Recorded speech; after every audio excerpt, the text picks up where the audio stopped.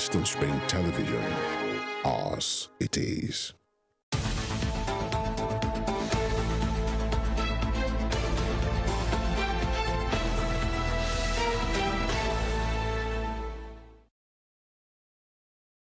Morning, Nigeria. Good morning, world. You're welcome to today's program again. This morning, talking about Morning Spring here at Western Spring Television, where we say it as it is. Femi Ojo is my name. It gives us great pleasure to know that you are there listening, watching, and of course, staying put to your morning breakfast program here at WSTV, whatever the medium is that you're using to watch us, or Star Times Channel 190 DTT, or online, Facebook, YouTube.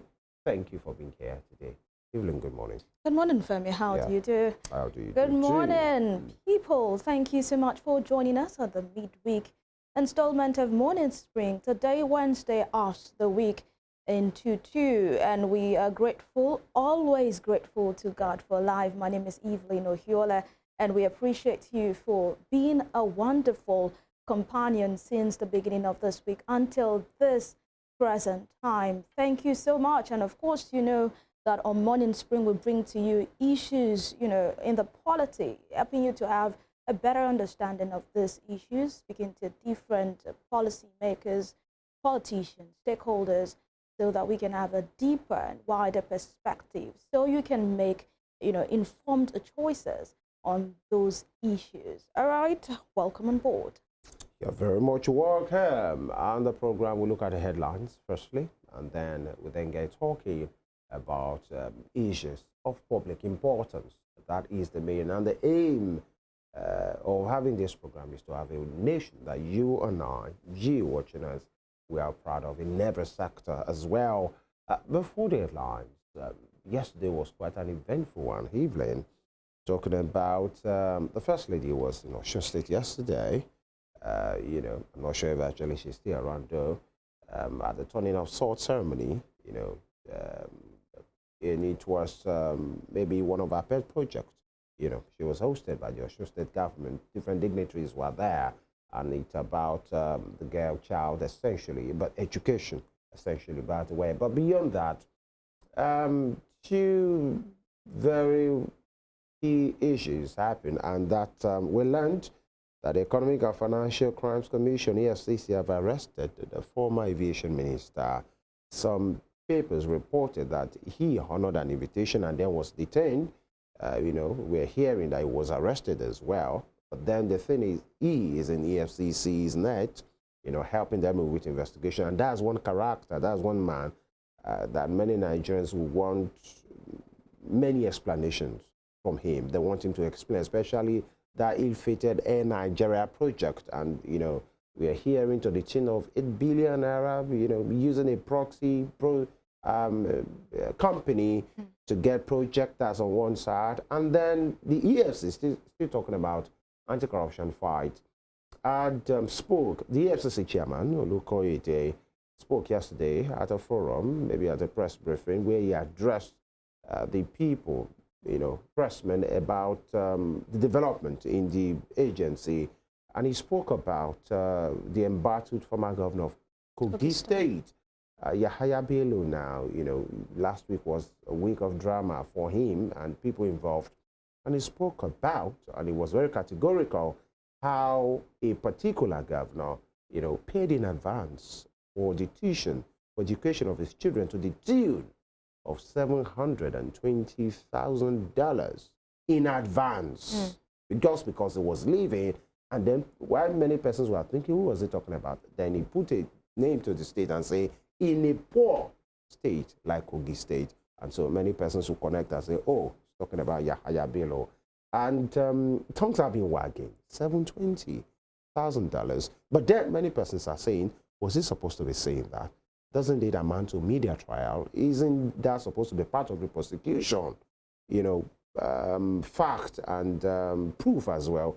But that is what we are The people are saying that EU alleges must prove, and that is what the EFCC wants to do. They want to prove to the court, and we are seeing Yaya Bello running away from trial. Yeah, and you know, at the court yesterday, his lawyer said Yaya Bello wants to, you know, come to court, wants to actually be a part of this trial, but then he's scared of being arrested. So the judge should put aside or set aside that particular order, you know, approving the EFCC to arrest him. And I'm wondering, if you have nothing to hide, even if you're being arrested, just tell them what you know, and you know, let's just get on with this trial. If indeed you have nothing to hide, can he cherry pick on this matter? Exactly. So I want to come, but don't touch me. I'd like to commend the EFCC boss, Oyinkan. I think so far he has been doing a good job. And he doesn't mind whose ox is God. He's just going and doing what he needs to do. Things he said yesterday, the figures, the fact, the individuals, was the agency not supposed to be telling the courts? Will this not sway public opinion, you know, against Yaya Bello, even though he has not been at the court? He's supposed to be, and we learned he was invited, by the way, severally. So when he's saying he doesn't want to be arrested, you ignore the invitations. So you leave the agency, no choice. And by the way, Oyinkan say even called him. He said, I wasn't supposed to call him because I saw that video. I wasn't supposed to call him, but I accorded him that respect as an immediate former governor. And he said, Yaya Bello, in his words, Yaya Bello said, okay, I appreciate you, my brother, and the rest of the thing, but you know, I can't come to your office because some persons have said, journalists around the place. You come to my village. He said he told him, okay, don't worry, you will use the chairman's gate. Just come, let my investigator speak with you. And then he said, maybe you can come to my village. And at that point, I said, wow, just wow. Interesting. It speaks to, how will I put it, us building people and not building institutions. But that's from the side of the EFCC. Yes, but we need former Governor Yaya Bello to come also say his own truth. Yeah. The EFCC has the opportunity. They're saying their own truth. Now is the time for you to come to the courts, come to the EFCC's office to say your own truth. I mean, it's as simple as that. If you have nothing to hide, then just come to the fore and let people know what is actually going on. Of course. The EFCC has put a number to a particular amount, talking about the $702,000 he used to pay his children's fees in advance. Then he has the right and the opportunity to come say, no, that never happened. The $702,000 the EFCC is talking about never existed. And he should prove that nothing like that happened. But I'm sure for the EFCC boss to come out with that particular figure and put a name to it that is from is on the case of the ex-Kogi State governor, then they already have done. I want to believe that they have done the assignment. All right. I want to think that way as well. And I want to think the EFCC are all his facts together and ready. Not that when Yaya Bello comes, you tell the court, please give us 2 months, give us 3 months, because at this point, it's a high-profile case. By the way, we take a break right now. When we come back, the papers are in, and we are eager to let you know what the headlines looks like. Stay with us.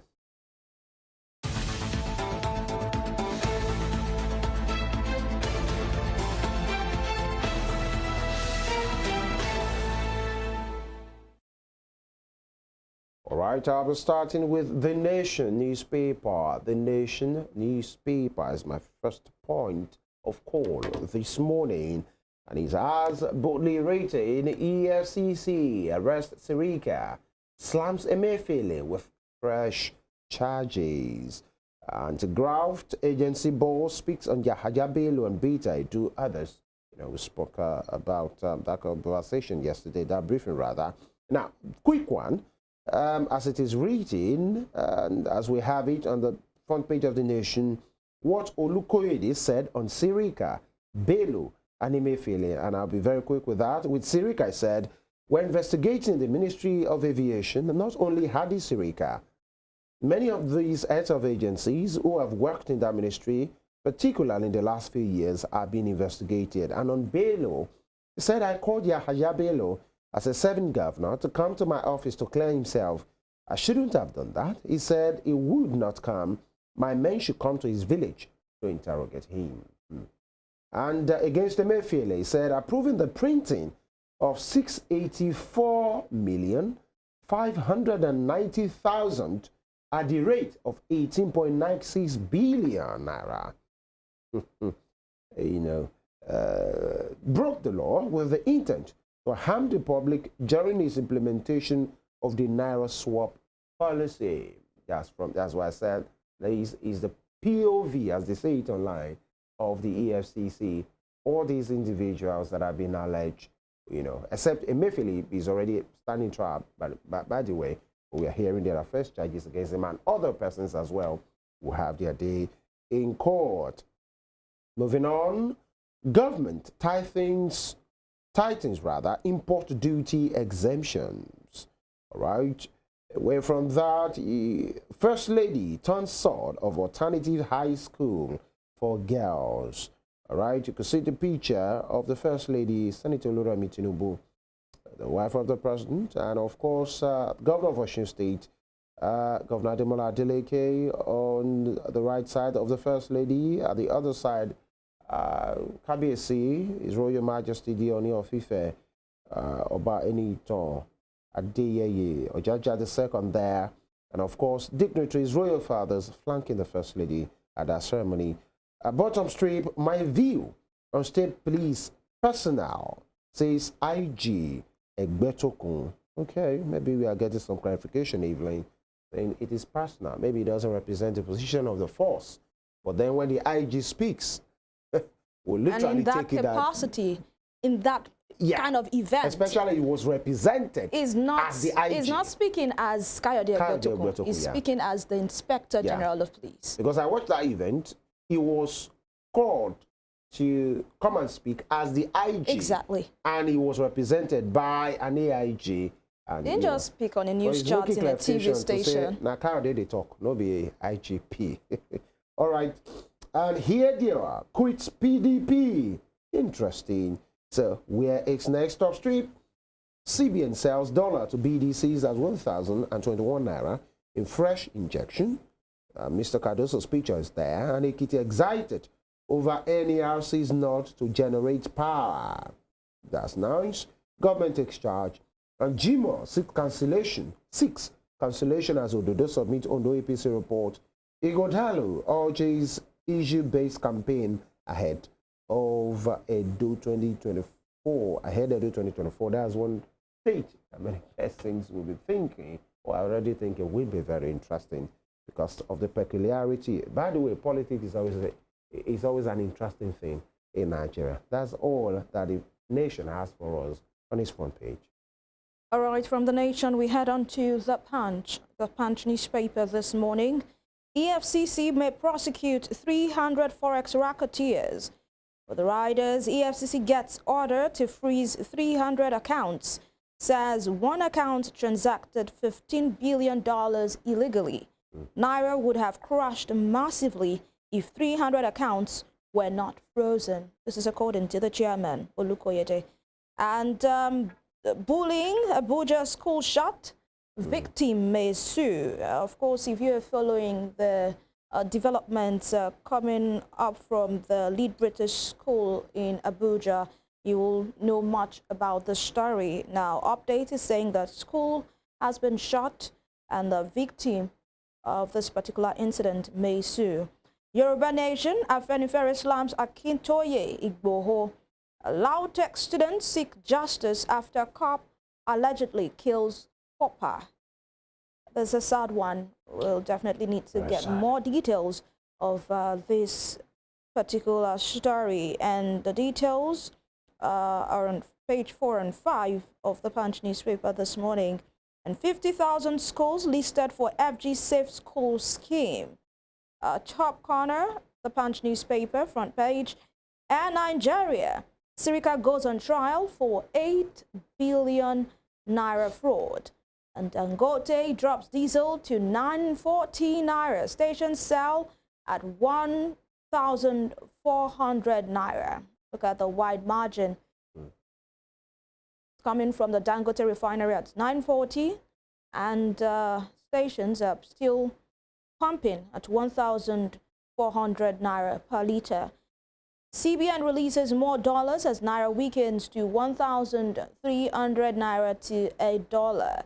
And $500 million funds, Lokobiri ex-local content boss clash. These are all headlines on the front page of the Punch newspaper this morning. All right, from the front page, we go to The Guardian. The Guardian newspaper is next.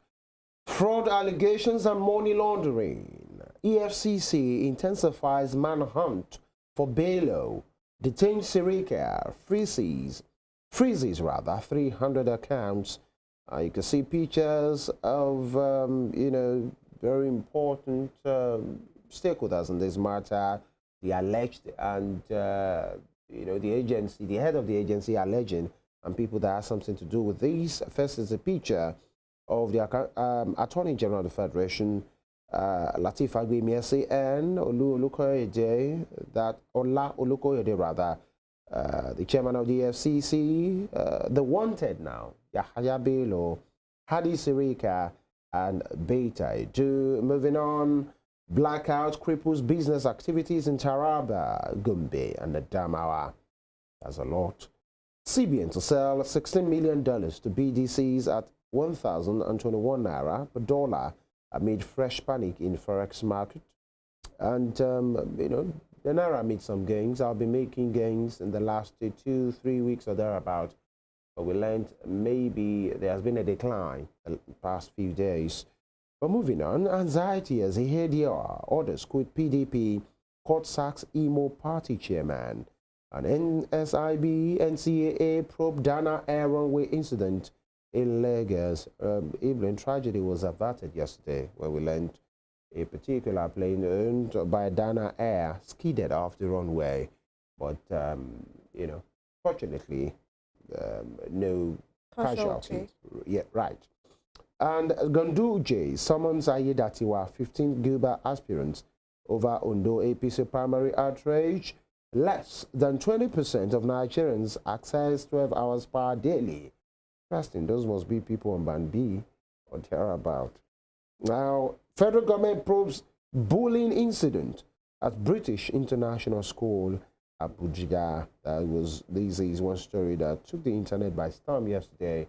Different reactions, actions, and counter actions as well from the school, from the victim parents, and many persons. We will look into that in the course of the program as well. And that is all from the front page of The Guardian. All right, on Daily Trust newspaper, let's see what we have here. Nigeria Air, how EFCC nabbed Sirika over 8 billion naira fraud. Sacked directors for interrogation. Ex-minister brother's account remains frozen. And of course, you can see the picture of the former aviation minister right there on the front page of Daily Trust newspaper this morning, Hadi Sirika, and also a photograph of Nigeria Air aircraft there. Away from that, Abuja British school bullying sparks outrage. Closure. We are definitely going to be looking into that in the course of this program. FG appoints 17 new charged affairs consuls. This according to General. Bandits kill 3, abduct 8 in Kaduna communities. I'll resign if Yahaya Bello is not prosecuted, says EFCC chair. Seems, one might want to say is the chairman taking this personal, but then he knows what he knows, and he must have done his own homework, crossed his eyes, and crossed his T's rather, and dotted his I's for him to be coming out with this statement. And NSIB probes Dana aircraft skid incident. It is wrong to increase electricity tariff without consultations. This is coming from the speaker.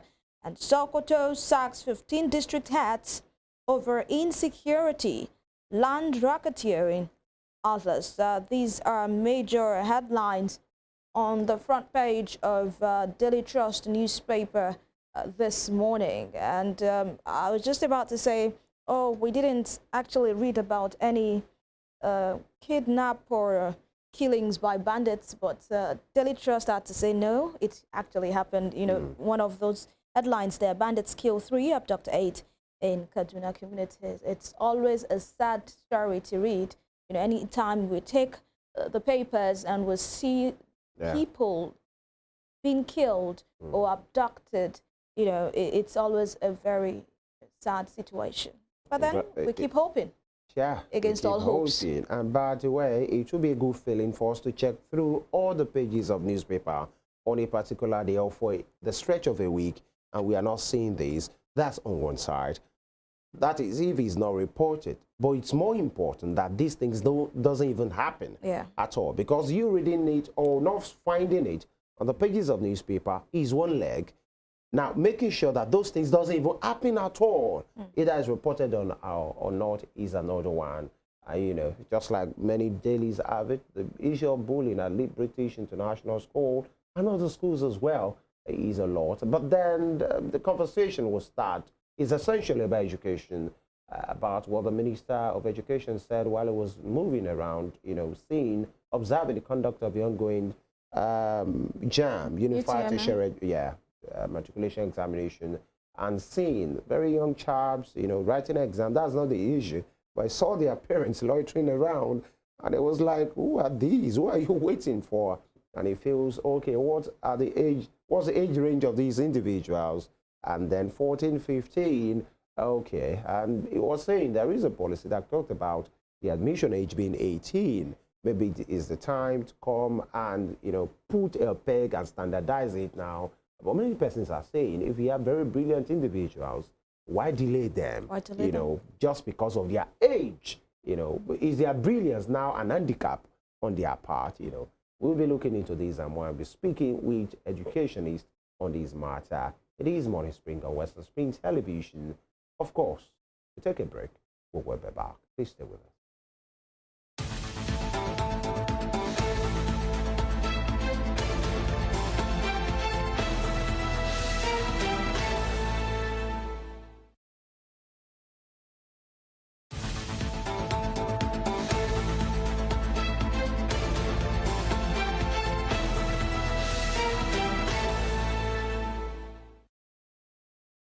All right, you're welcome back. And the conversation, as I said earlier, is essentially about education and, you know, conversations around it. Not quite long, a few days ago, the Minister of Education spoke on the, you know, age limit, you know, for gaining admission into tertiary institutions. And he said this while he was observing the conduct of the ongoing UTME organized by JAM, that's the Joint Admission and Matriculations Board, in a body responsible, saddled with that responsibility here in Nigeria. And he said he saw quite interesting things at different centers. Yes, the young chaps were having, the students having the examination, and he saw parents loitering around, many of them, and he was trying to say what's going on here. And they are parents of, you know, that have brought their children for the examinations. And quite very young, 14, 15, or sometimes lesser. And it gives, you know, it gave rise to that particular call that maybe age limit should be brought back, or should, many persons say the policy is there, maybe 18 or thereabout, but maybe it's high time this is standardized. That's the conversation. The first leg of the conversation this morning to say, why will children or students, let me stay put to that term, should students who are ready for tertiary institutions still be brought by their parents? It shows maybe, you know, they are still a little in their psyche or, you know, age or body size, and that's why their parents have accompanied them. They should be a bit ready for what tertiary institution will throw at them.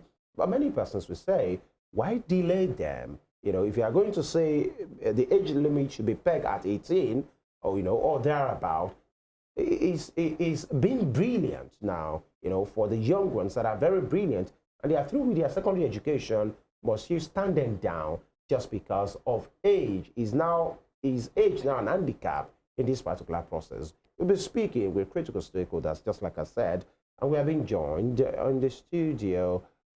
You know, Evelyn, do us the honors. All right, thank you so much. Yeah. This morning we have been joined by the Director of Academics at the Olive Branches Schools, Osogbo, Mrs. Oyinkan Omigbodun. It's so nice to have you on board Thank you this very morning. much for having me. So It's always a much for coming. pleasure. Thank you. Thank you very much. And of course, virtually joining us today via Zoom is Mr. Akinpelu Kolade. He is a lecturer with the Osun State College of Technology, SRK. Thank you for joining us, sir. Good morning, Femi, and good morning. How are you? How are you doing this morning? Very well. Good. Thank you for joining us. And yes, as they said, literally, let's start the charity from home here. You know, in the studio, Mr. Akinpelu is Angon. I'm sure you've seen that particular news, and it's no more news. You're an educationist yourself, and I'm sure this conversation is not entirely new. It has been in the public space, but now we're at it again. Age limit, what should it be pegged at? And for proponents of that particular call, that there should be age limit, they are thinking you are going to tertiary education. It comes with its own challenges. You shouldn't be going there as a baby. Do you agree? I agree that maturation and readiness they're very important principles in educational psychology. A learner should be mature, should be ready to learn at whatever level he or she finds himself. So I think it's important. However, it's a very tricky issue. We have to go back to the drawing board with the relevant stakeholders to discuss issues. Why do I say so? Because there's a national policy on education. Yeah. Okay, we operate what we call the 6334 system. Okay, and stipulated in that policy is that primary school students should start at age 5. Okay, I have a copy here. Yeah. And I wouldn't have minded to read verbatim. Okay, but if a child starts by 5, it means he's going to end the primary school at age 11, thereabouts, or maybe age 10. Okay. So that means that by the time he or she gets to the secondary school, he's finishing at age 16. So what plans exactly do you have for children living at age 16 according to the laid down guidelines of the National Policy of Education? You haven't yet made those plans. So it's important for us to go back to the drawing table and draw up those plans. However, having said that, it's important, like I said, that learners be mature and ready for whatever level of education they seek. And I've seen a lot of things in my little experience. Yes. I've seen parents going to swear affidavits that their 3-year-old children are 4, so that they can be placed in a class ahead. I've seen all kinds of things. And I think that if monitoring should, if we're going to peg age limits, we should begin from the pre-primary levels. We should be vigorous with supervising and checking how old really are the children at those levels, so that by the time they're through, they're indeed mature, they're indeed ready for tertiary education. You talked about, maturation and learning at different capacity. Now, does it necessarily come with age? Not necessarily, not all the time. Okay, readiness is simply a function of whenever you are ready to learn, and sometimes children who are the appropriate age 5, may not really be ready for primary 1 sometimes, and you have to delay them, and take them through the previous class for them to be ready. But that principle of taking the class again is something that is very alien to Nigerian parents. They see it as a death sentence of sorts. They see it as, hey, Olodo, sorry to use the Yoruba parlance, you do not know much, you are dumb for you to have been told to repeat. Meanwhile, and a waste of money. And let me even give you another example. Yes, there are children who want to study medicine and who can study medicine, but are not ready to study medicine after the 6 years of secondary education. They need to wait a bit. They need an extra year. They need an extra year and a half.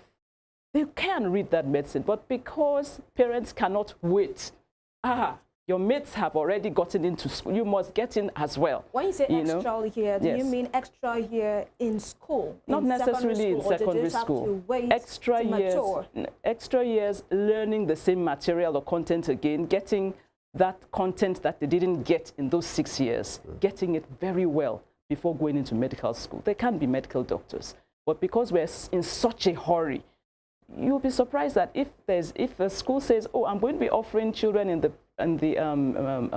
preschool Cambridge exams, people will go and enroll their children, you know, because they're in such a hurry. We must get there, we must do that. And then again, there are other things, there are other factors. You see, there's the ASU problem. I spent 7 years studying a 5-year course in the OE, Obafemi Awolowo University. Other people have had such horrendous experiences. So you don't want to have your child going at 18 and then having to have an ASU strike, you know, that stretches for another, that stretches the time for another extra 4 years. And then is a grandpa or grandma after leaving school. So people do all kinds of tricks to ensure that they can beat the system. And then, of course, we have the organizations, the private institutions that say, we don't want people above this age limit in our organizations. That puts pressure, you know, that puts pressure on the parents. You wouldn't be able to get this job if you are this age. So you must get into school earlier. And so we go to swear the affidavit to say that our 3-year-old is 4, and so on and so forth. All right. All right, let's move over to Mr. Akinpelu. Are you still with us, sir? Thank you, I'm with you. All right, I would just want to get your impression of this development, what the Minister of Education said. I mean, in his word, now using his word, it said that some of them are really, this part of what he said, is that some of them are really too young. We are going to look at it because they are too young to understand what a university education is all about. This is talking about, you know, young adults moving from the secondary school education into the tertiary institution. So you are in the tertiary institution, you are a part of the system. I'd like your impression about, you know, this particular statement by the Minister of Education. And of course, we hear that ASU also has voiced their support for this. Part of the National Assembly also have voiced their support for this. So I'd like your own personal impression about this. Thank you for having me once again, Femi and Evelyn. God bless you. Let me start by saying this. If you are talking about this policy of a thing, some stakeholders will not be happy with what we are saying this morning. So it is better we just round the topic and just look at, we suggest the way out.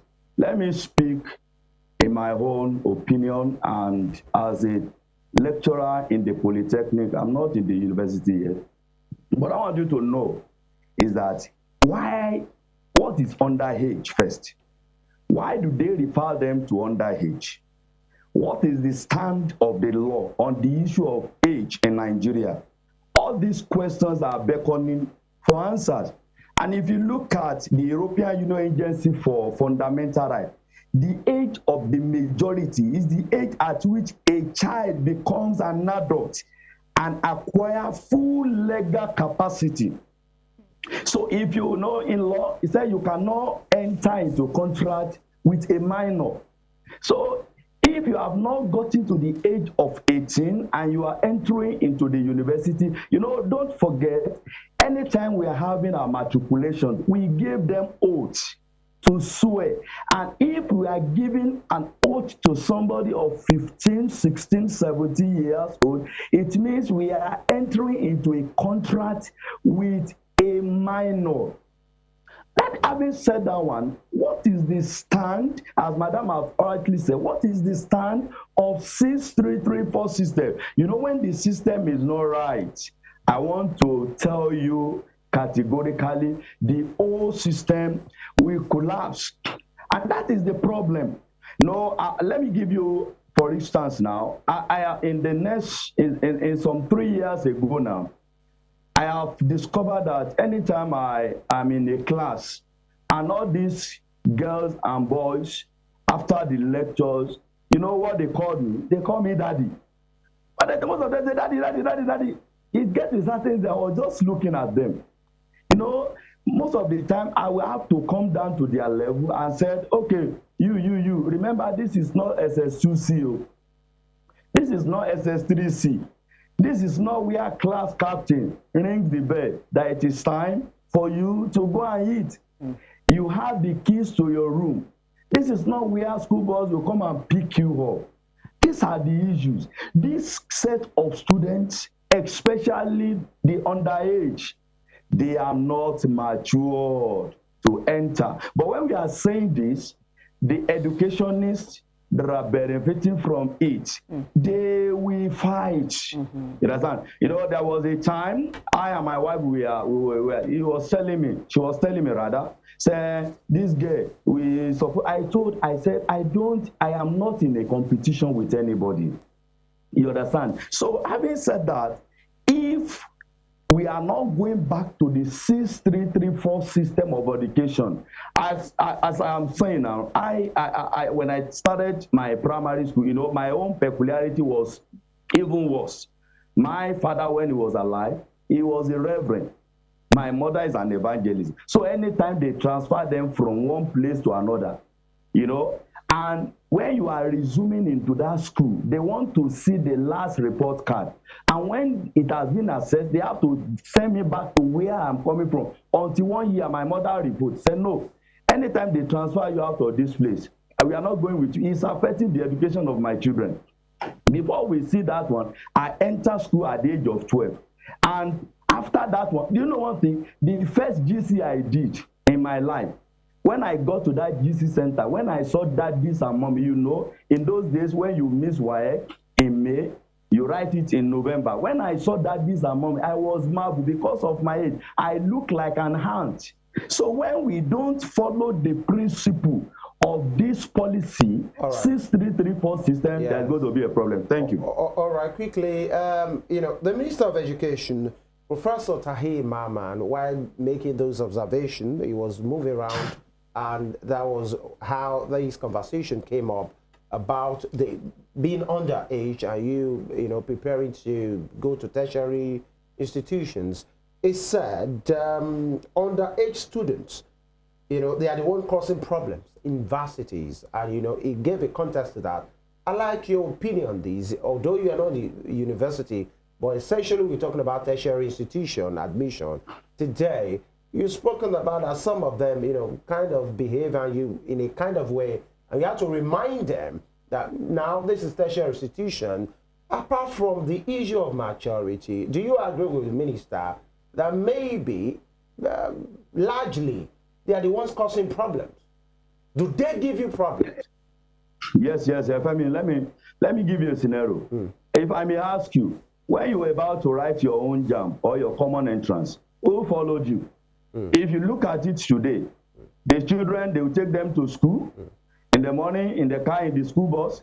If you look at some centers today, you will see 70% of parents bringing their children to come and write the exams. But is that a bad thing, though? Is that really a bad thing? It's, you know, it's not a bad thing, but most of the time you should have left them.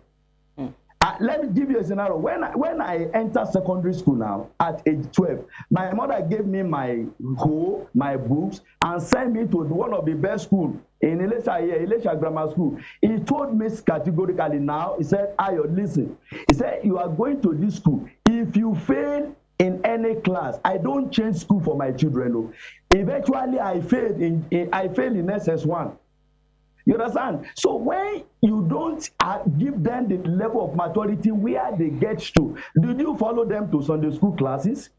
So if you can't leave them, you know, when they get to some certain stage, at least you discover that at this stage now you should begin to reason as an adult. You take them, even some of them still take them to an institution, look for, you know, it's not bad thing when you go to an institution and look for a place for them to stay. And at the end of the day, come back home and say, okay, I leave you to your fate. Yeah, before we come back to my guest in the studio, my question is, apart from the issue of maturity, which you try, you know, they see you as a father figure, do they really pose any problem? Is it that they can't catch up? Is it that they are academically low? What are your challenges with them? The challenge, number one challenge, let me give you a challenge that I foresee now. Most of the time during the exams, when they want to write an exams and they need to fill in the attendance sheet, most of the time, some of them will not. You have to be guiding them as if they are still in primary one. This is where you put your matric number. This is where you write this. So, and number one, secondly, most of the time now, they can't still cope with academic pressure. That is just because they are not mature. Even most of the time we say our lecture starts by 7. Say, oh God, we will still be sleeping by that. I said, sleeping? If I can drive from my place and to come and take you by 7, even most of the time, you see them, they will just be coming after 1 hour, 2. They cannot cope with academic pressure at all. They are not matured in that level. Okay, I just want to take you on your last statement where you said that some of them, especially when you tell them classes starts by 7, they don't want to have that because they feel it will disturb their morning sleep. Is it about age? Because I know for some time while I was in school, while we were already adults, when a lecturer tells you my class is by 7, everyone is complaining, irrespective of the fact that we are above 18. So I feel I'm asking you, is it about age or about the fact that students naturally just want their time and they don't always like to be in sync with their lecturers? Thank you very much. So 60% is about age. If you entered into the university or polytechnic or colleges of education at the right time, at the right age, you will know that you are in for a serious business. What's the right age? Maybe that is just. What's the right age for you? Sir? For you, what do you think the right age should be? At least the age that is stipulated by law is 18. When you are 18 years old, at least you can be an anything in Nigeria. Let the entry point be 18. There is no the reason why we don't have 18-year students in the polytechnic or tertiary institution is that go and look at the traces of how they gave them double promotion from primary 1 to primary 3 because of the stature and some other things. All right, we'll come back to you. Of course, we'll definitely come back to you. But then, Mr. Omigbodun, what do you think about all that Mr. Akinpelu said? Well, the truth is, a true educationist requires to have mature students in the classroom. You will enjoy them. You know, they have better study skills, they have better time management skills, you know, and so on and so forth. So definitely, like I said, there is no dispute about the importance of having mature learners in classes. But what we're saying is, I had a doctor tell us about the fact that the law says 18. I'm not aware of that law. The National Policy on Education says basic education starts at age 5. That means that by the end of your secondary schooling, you will be 16. So we need to make those adjustments. What exactly is the law? You know, that 18, has it been passed into law? I'm sorry, I will need to be educated. I'm not sure that that is actually correct.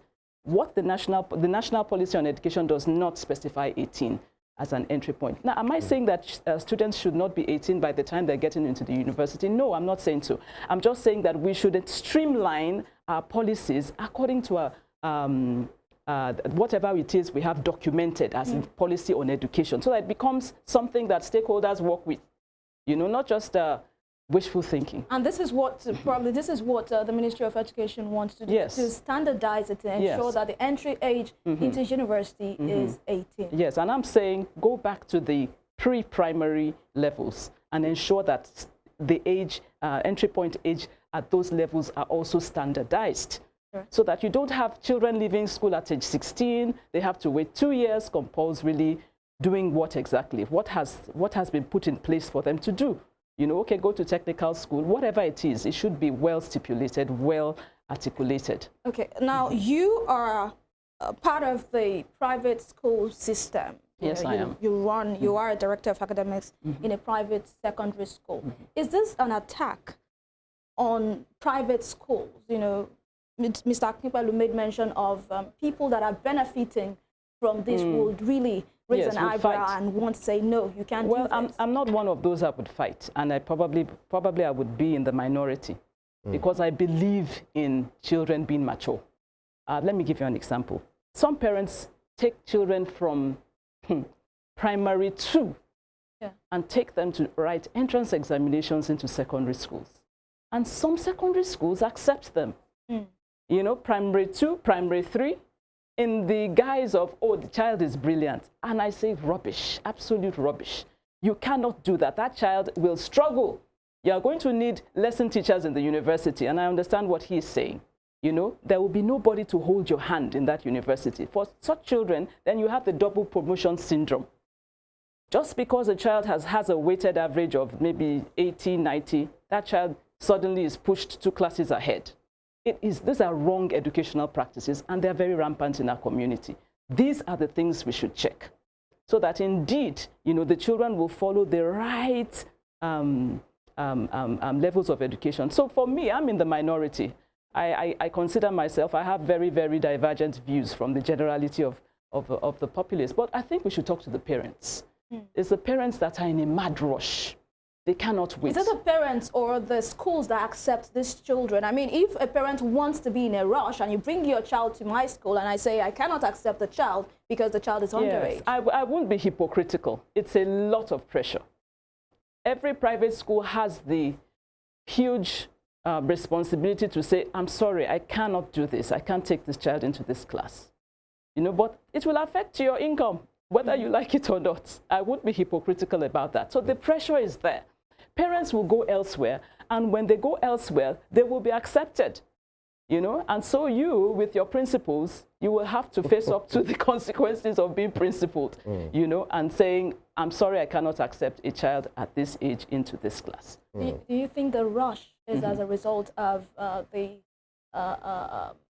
expensive nature of education, especially the private schools? Sometimes, yes. But more than that, it is to be able to beat certain entry point levels in private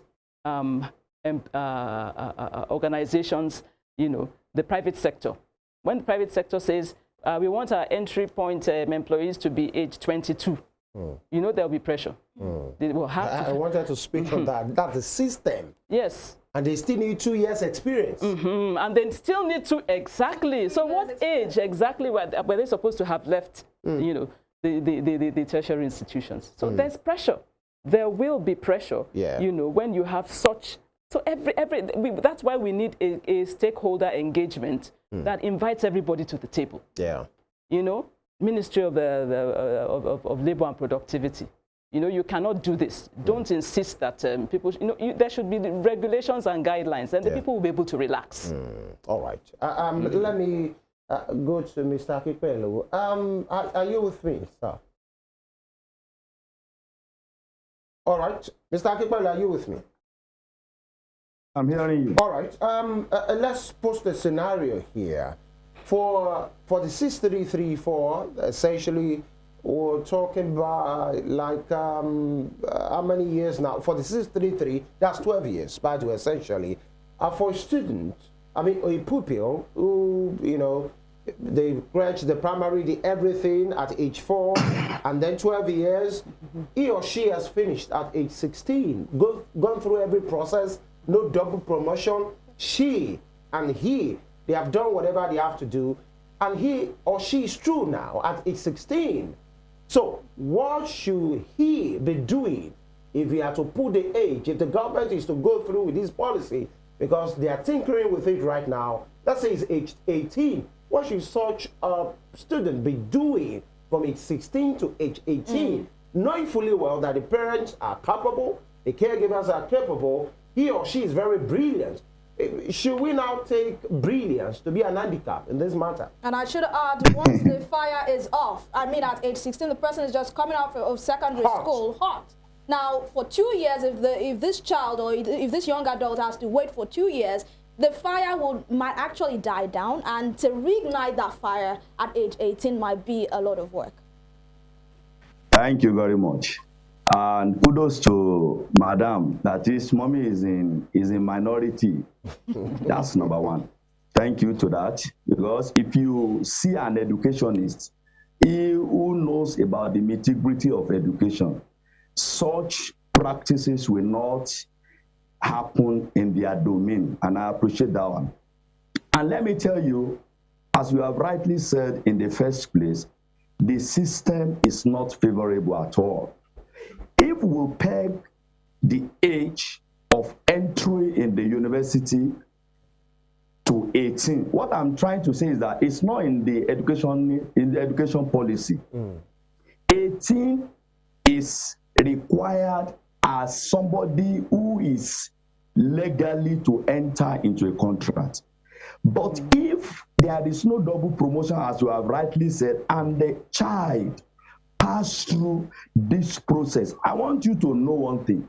Only 20% or thereabout can be exceptionally good. You know, most of the time you see some students at that time writing WAEC upon WAEC upon WAEC before they can make it.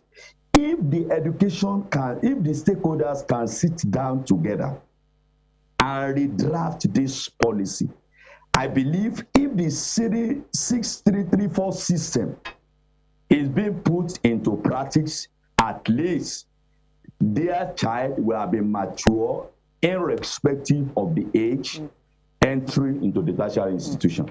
And mind you, today, go and, if mommy will testify, go and check. These days, you know, there was a time I was asking my daughter, what class I would say basic. I said, what is basic? He said basic one or basic. I said, you are confusing me. Most of the time I just laugh. I said, your proprietor is just collecting money from me. What is basic? Primary one is primary one, primary two is primary two. So let's go back to this 334 system. I think that is what is still obtainable. And by the way, you're talking about basic. Some would say for your time it was form 1, form 2, before we moved to primary. But this is 2024, by the way. We want to appreciate your contribution today, Mr. Kolade Akinpelu, because it's an ongoing conversation. We will keep interrogating this process so that we get to that level, and in which whatever we do here, either in education, in health, in sport, in finance, we will have a nation that we are proud of. That is the essence of having this conversation. Mr. Kolade Akinpelu is a lecturer with the Osun State College of Technology at South. Thank you for your time. In the Department of Business Administration. All right. Thank you for your time. Thank you very much. Thank you very much. All right. God bless you. Yes. I'll take your final take on that before we move to the second leg of the conversation. And, you know, Evelyn talked about something the other time, and I want to harp on it a bit. She said maybe it's an attack on private school owners, but I'd like to say, do you see like maybe like an affront or an attack, and that's for the want of a better word, by saying what the minister is essentially saying is the people, administrators in charge of primary and secondary educations are not preparing a ready character for the institutions. I'm not even talking about money or business right now. I'm talking that the product that you are giving, that you have worked with for 6 years, for 12 years, they're the kind of products that are not ready for the greater challenge. Do you see it that way? Well, beyond the books, talking about character formation. You want me to indict my system? But the truth is that there is no educational system or level of education in the country at the moment that does not require review. Every single level requires a review, you know? So I'm not going to exonerate the private schools and say, oh, we're doing what we should do. You know, there are a lot of socioeconomic factors involved. And the truth is that that is where supervision and regulation come in. Yeah. We should have more thorough supervision of our systems. I agree. Okay, and you should take me up and check my system and see if I have underage children in certain levels of my school.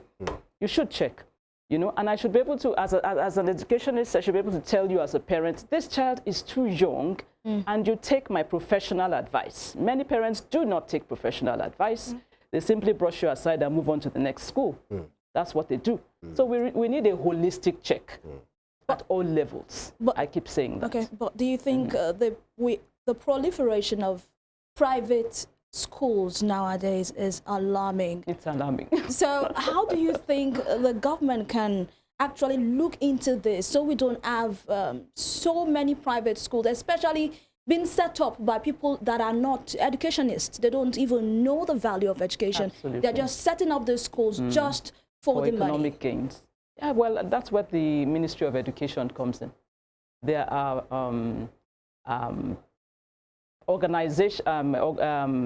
parastatals in the Ministry of Education that handle supervision, that handle checks.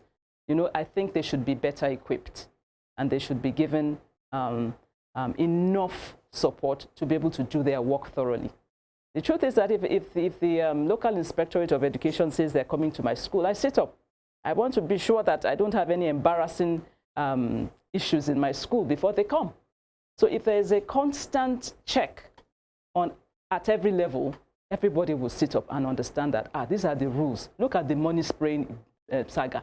Yeah. I'm not going to go to a party now and start spraying you any money. Definitely not. I do not want to go to jail. Yeah. You know, but that's because there are certainty of sanctions now. Somebody's saying, no, you can't do that. So it should be the same for the educational system. No, you cannot have a child leave primary 2 and be accepted into Form 1 in another secondary school.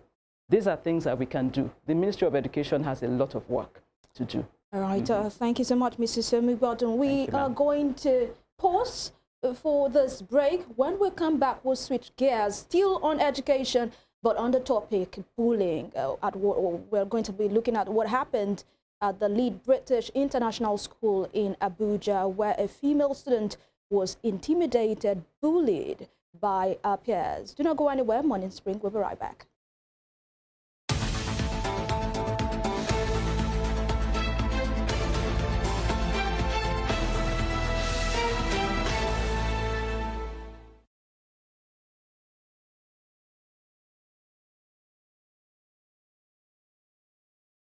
Crisis.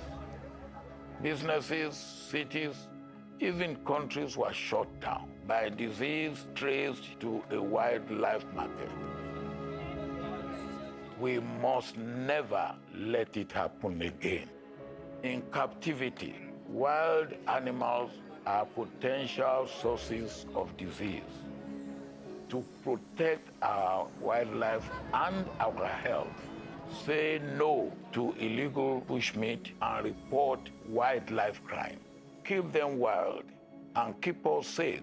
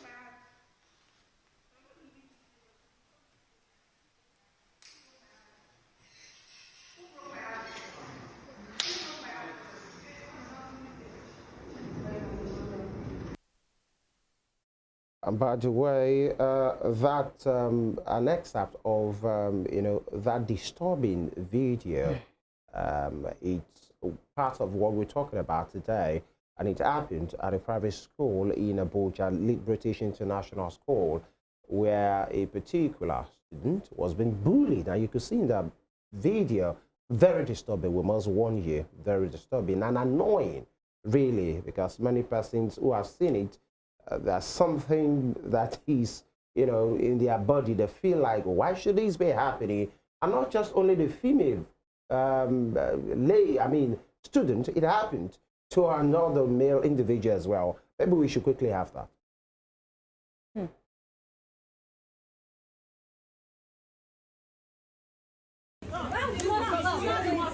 She's proud of what she did. You're proud of what you did. You're proud, right? What was going on? Somebody's child, innocent child. You beat her. Did you give birth to her? Did you give? All right. We will, in the course of the program, let you have the bullying of male students as well. And this one that you just saw is from matters arising when parents, individuals, crowded the school yesterday, calling, having conversation about it. It's quite a very disturbing one. Ms. Omigbodun, I'm not sure, maybe you've seen it there, yeah. The ones you have on your screen now, if you can have a repeat of it, yeah, you can see a boy being, crowded and beaten, slapped, and allegedly from the same school as well. Now, we are not targeting the school this morning. The base is not the school. It's about the system of what is being repeatedly saying. And many persons will say, why is this still having a place in our community, in our schools in 2024? Bullying is a very, very serious matter at all levels. In fact, when I saw the video, I had shivers down my spine, you know, because it was terrifying for me. But it behooves on us as educational stakeholders to ensure that in our schools we enforce rules and regulations. I am not very quick to attack the school because every school, we have seen this because there's a recording. Yeah. It could happen in any school whatsoever. However, what policies are in place in those schools? What rules and regulations do they have in place? And are they kept? Are they adhered to? That is the important thing. And sometimes because, for instance, in this school, you have wealthy parents, parents who are huge stakeholders in the political and social strata. You know, you do not want, you want to be careful. Many schools will be careful how they punish children, how they talk to the children. I'm sorry to mention this on air, but I believe in corporal punishment at the appropriate time. I believe that children should be taught to fear consequences of misbehavior. But beyond that, there are adults who are in charge, who have been delegated. You are in charge of this class. You are in charge of this part of the school system. They must ensure that they do their jobs. They must ensure that they do their jobs and not leave children to their, I mean, every school must have an anti-bullying stance. In my organization, I am so against bullying. Once I hear it, I deal with it immediately and very harshly too, so that it does not rear its ugly head and begin to thrive. Having said that, it's not just about student-to-student bullying. There's the teacher-to-student bullying as well. And these things have to be checked, you know. Parents too have a huge job. They have a huge role. Because if a parent is permissive and is a helicopter parent who is always there to, you know, challenge authority when their children are corrected, you have a problem. You know, and there are many parents like that in schools nowadays. Yes, always hovering around their children. You know, always not allowing their children to make mistakes or to be corrected or to face punitive consequences. There was a time I had to say, okay, you're going on suspension. 1, 2, 3, 4, 5, for doing this, I'm sorry, you're going to stay off school for a day to go and think about the consequences of what you've done. You know, and before I knew it, I had an avalanche of parents kneeling down, please, You know, you're not helping those children. You know, making the proprietor or the head of the school look wicked for trying to enforce sanctions. That is not going to help those children. Let them bear the consequences of their actions so they do not repeat it. You know, I have juniors and seniors in school. Let me give you a scenario. It's break time. The juniors want to play football on the field. We have 2 fields, you know, and there's a particular field they prefer. So the juniors rush there early to ensure that they're, you know, and then the seniors come there and chase them away. Oh, I said, come, all of you come. You cannot do that. Who got there first? The juniors. You allow them. Leave that place. And they've learned to respect, you know, that stance. So you must enforce anti-bullying principles in your organizations. You must do it. Having said that, it's a huge task, you know, and you cannot do it alone. Yes, that's what I have to say. I mean, it's one thing to enforce an anti-bullying system in your school. It's another thing for the students being bullied to come up and talk, because over time we've seen that those that have been bullied swore kind of an oath of silence. You see their bullies say, if you see anything, you're in trouble, I'm going to kill you, or I'm going to do... How do you, as an educator, as an educationist, how do you ensure that students who are being bullied can speak up? That's another thing, that's another angle. And they feel safe. And feel safe to do so. Well, it's important that your schools have a very good guidance and counseling unit. You know, a counselor that you feel free to be able to go and relate to. Sometimes I am very, I have a lion face in school, so, you know, but I have a guidance counselor. And she's very nice. She's friendly. She's, you know, open, you know, and children feel free. They are freer with her than they are with me sometimes. Although I still tell them, come to me. you know, you are free to talk to me. You know, so any slight, I don't overlook any incident. You know, don't overlook any incident, however small it is. Once the child mentions it, probe further, check. It may be that they're giving you the tip of the iceberg. Yeah. You know, and then you have to groom children to be assertive. It's important. Don't be lily-livered. If you're going through, somebody is doing this to you, that person is cheating you. In my school, for the first week, we don't have assemblies. We have class meetings. Such matters are discussed. If you see this, and this characteristics in a person, that person has to be brought to book. Report them. Feel free to report them. And if for any reason you are threatened, come back. You know, and I must say that it does work. So the children are emboldened, the juniors, and then this senior this and senior that, I don't think should be encouraged. You should respect your seniors, yes, but you know, this shaking and oh, this person is my senior and you're trembling and you're shaking should not be encouraged by any school system. Even if the proprietors of such schools had such systems in their own time. This is a new era. Change the narrative. You know, let children be able to stand up respectfully and say no. I commend the girl that received those slaps, because another child would have attacked her. Yeah. You know, easily. So we must train children, and then for the child that was the bully, there should be a system in place to give that child some therapy, correctional therapy, because it's not just you're expelled from school, go. She will become a worse tyrant in another school. Counsel her, this that you have done, why did you do this? Okay, this is not okay. You need help, and we're going to give you that help. Yeah, Ms. Omigbodun, you know, many persons, you know, I've been speaking on this matter. The young lady in question saw the video of apology, although many persons have issues with the apology as well. We'll take a video very shortly where the father of the victim talked. And I think the Minister for Women Affairs was at that place yesterday as well. And, you know, the victim. But before that, talking about the victim that was slapped severally, and we talk about having children who are not lily-livered. Many persons are saying, this is not right. You might want to say, yeah, she took it, she didn't attack anybody. But when you go to the social media comment, many parents are livid yesterday.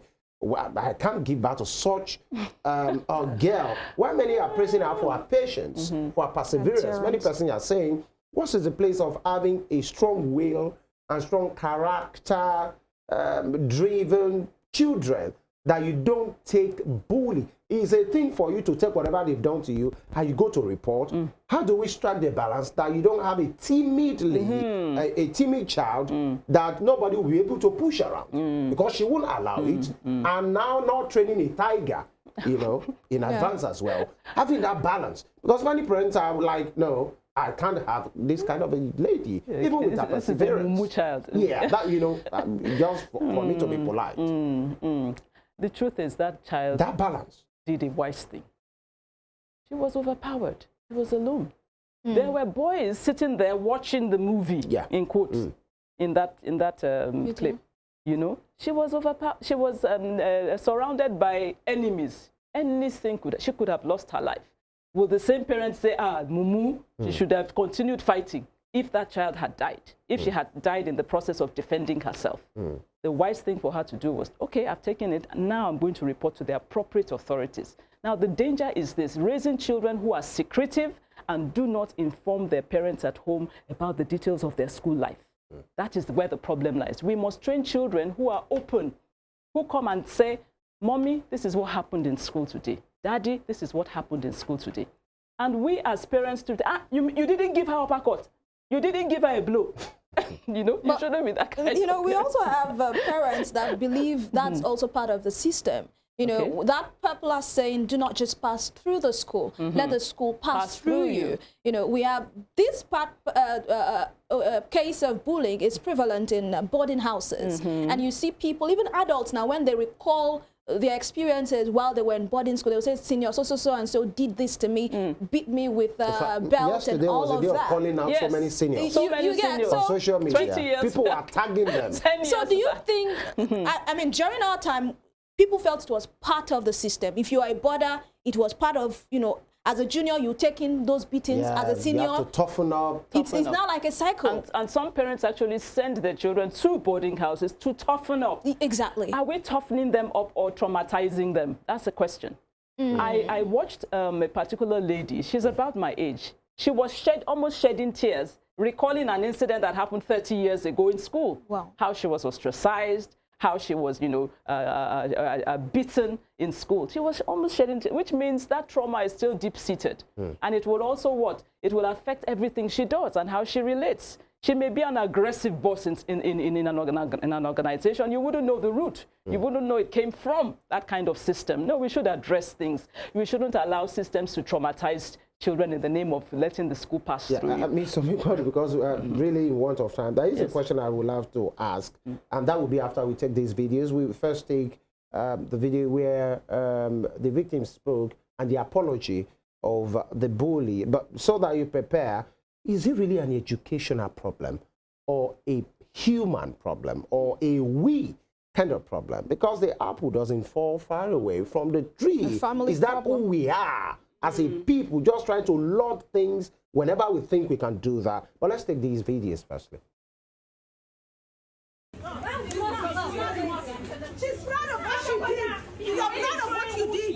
You're proud, right? What was going Somebody's child, innocent child. You beat her. Did you give birth to her? Did you give birth to her? Did you give birth to her? I'm asking you, did you give birth to her? Did you give birth to her?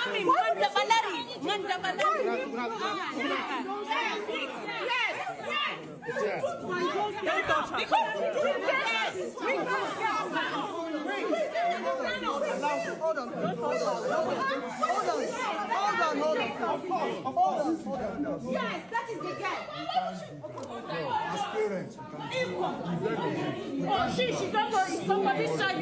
All right, maybe in the course of the program we have other videos as well. That's a young lady, the main actor in that very badly produced film and scenario. She was entering and then she was given a slap. Many persons are saying, no, don't touch her. But many parents are still very angry till now. And the question I asked, is it an educational problem? Because Evelyn talked about the boarding day,